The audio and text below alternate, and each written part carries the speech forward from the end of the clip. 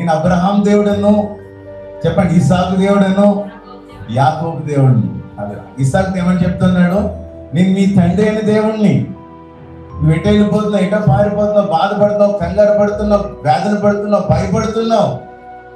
నేను God of Abraham, God of Isaac, God of Jacob. Hallelujah. చూడండి, ఆయన అంత సర్వశక్తి. Elohim, Jehovah Elohim, Jehovah El Shaddai, Jehovah Osim, Jehovah Mekaddesh, Jehovah Ariel, Jehovah Rapha, Jehovah Nissi, Jehovah Shalom, Jehovah Jireh.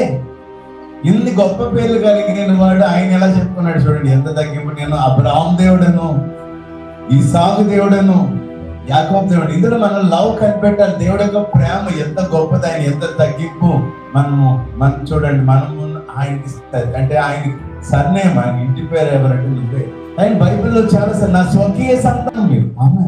అంటే మనం ఎంత తక్కువగా చూసుకుంటున్నాము అని చెప్తున్నాను అనమాట. నేను డబ్బు లేదు కాబట్టి నేను కనిష్ఠుని, నాకు ఆరోగ్యం లేదు కాబట్టి నేను కనిష్ఠుని ఈ లోకంలో, నాకు పేరు ప్రఖ్యాతలు లేవు కాబట్టి కనిష్ఠుని, నాకు సరైన ఇంటి పేరు లేదు కాబట్టి కనిష్ఠుని, నాకు సరైన ఆ ఫ్యామిలీ బ్యాక్గ్రౌండ్ లేదు కాబట్టి నేను కనిష్ఠుని, నాకు సరైన కులం లేదు కాబట్టి నేను లీస్ట్ పర్సన్. ఇది ఒక వ్యక్తి యొక్క జీవితం. కానీ దేవుడు చెప్తాడు, మీరు నా స్వకీయ సంతానం. చూడండి, నిర్గమకాండం 2వ అధ్యాయం చదువుతుంటే, యు ఆర్ మై ప్రాపర్టీ, నేను